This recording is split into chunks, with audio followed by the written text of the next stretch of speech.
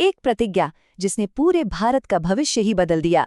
एक ऐसा राज्य जहां सत्ता की लड़ाई ने सदियों तक आग जलाई रखी और उन्हीं मुश्किल हालातों में जन्मे 5 महान योद्धा। हम बात करने वाले हैं महाभारत के उस सबसे अहम अध्याय की।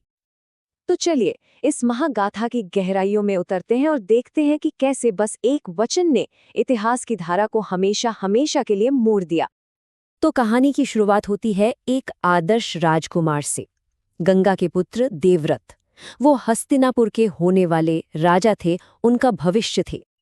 मतलब एक महान राजा में जो भी गुण होने चाहिए वो सब देवव्रत में थे, चाहे युद्ध कला हो, राजनीति का ज्ञान हो या फिर धर्म ग्रंथों की समझ। वो हर चीज में माहिर थे। हस्तिनापुर का सिंहासन समझ लीजिए उन्हीं का इंतजार कर रहा था। तो फिर सवाल यही उठता है कि इतना काबिल राजकुमार भला अपना जन्मसिद्ध अधिकार, अपना राजपाट क्यों छोड़ेगा? और वजह सच में हैरान करने वाली थी। वजह थी अपने पिता का प्रेम। राजा शांतनु सत्यवती नाम की एक स्त्री से विवाह करना चाहते थे और बस यहीं से पूरी कहानी ने एक ऐसा मोड़ लिया जिसकी किसी ने कल्पना भी नहीं की थी। हुआ ये कि सत्यवती के पिता ने एक शर्त रख दी, एक ऐसी शर्त जिसने पूरे राज्य को एक बहुत बड़ी दुविधा में डाल दिया। उन्होंने साफ साफ कह दिया कि हस्तिनापुर का सिंहासन उनकी बेटी के बेटे को ही मिलेगा, देवव्रत को नहीं। अपने पिता को इस तरह दुखी और परेशान देखकर देवव्रत ने बस एक पल में एक ऐसा फैसला लिया जिसने सिर्फ उनकी नहीं बल्कि आने वाले पूरे भारतवर्ष की तकदीर लिख दी। उन्होंने एक नहीं बल्कि 2 प्रतिज्ञाएं लीं। पहली कि वो हस्तिनापुर के सिंहासन पर कभी अपना हक नहीं जताएंगे, और दूसरी प्रतिज्ञा तो और भी ज्यादा कठोर थी कि वो जीवन भर विवाह नहीं करेंगे ताकि भविष्य में उनकी कोई संतान सिंहासन के लिए दावेदार ही ना बन सके। उनके इस महान त्याग और इतनी भयंकर प्रतिज्ञा को देखकर खुद देवताओं ने उन्हें एक नया नाम दिया, भीष्म। इसका मतलब है वो जिसने एक भयानक, एक भीषण प्रतिज्ञा ली हो, और इतिहास में वो हमेशा के लिए इसी नाम से जाने गए। मगर इतना बड़ा त्याग, इसका नतीजा क्या निकला?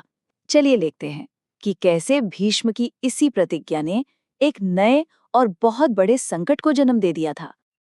देखिए, सत्यवती के 2 बेटे हुए, चित्रांगद और विचित्रवीर्य। वो हस्तिनापुर के राजा भी बने, लेकिन किस्मत को शायद कुछ और ही मंजूर था।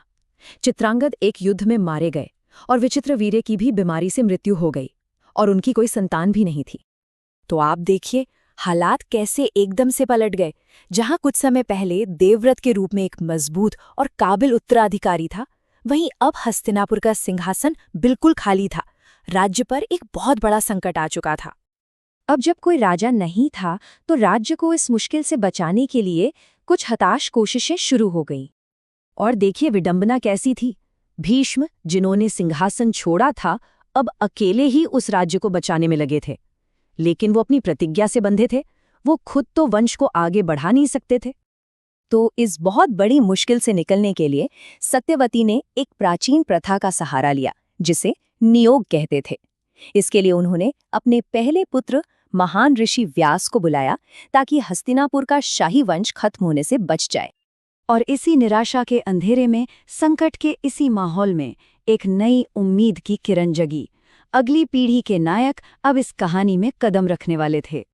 कहानी में अब एंट्री होती है रानी कुंती की, जिनके पास एक बहुत ही खास, एक दिव्य वरदान था। वो किसी भी देवता का आह्वान कर सकती थीं और उनसे संतान का वरदान पा सकती थीं।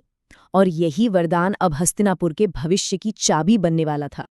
कुंती ने अपने इस वरदान का इस्तेमाल किया।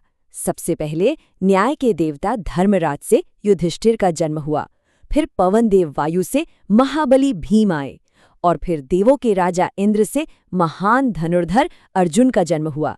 कुंती ने यही वरदान दूसरी रानी माद्री को भी दिया, जिससे दिव्य अश्विनी कुमारों से नकुल और सहदेव पैदा हुए, और ये 5 भाई पांडव कहलाए। तो ये थे वो 5 दिव्य योद्धा, हस्तिनापुर के लिए एक नई उम्मीद, एक नई रोशनी, जिनका जन्म ही धर्म की रक्षा और न्याय की स्थापना के लिए हुआ था। लेकिन बड़ा सवाल अब भी वही था, क्या ये नई रोशनी उस अंधेरे को मिटा पाएगी जिसकी शुरुआत भीष्म की उस भीषण प्रतिज्ञा से हुई थी? या फिर ये किसी नए और बड़े संघर्ष की सिर्फ एक शुरुआत थी? लेकिन कहानी यहाँ खत्म नहीं होती, बल्कि अब तो असली कहानी शुरू होने वाली है। अगले भाग में हम जानेंगे कौरवों के जन्म, दुर्योधन की बढ़ती हुई ईर्ष्या और महान गुरु द्रोणाचार्य के बारे में। तो हमारे साथ बने रहिएगा।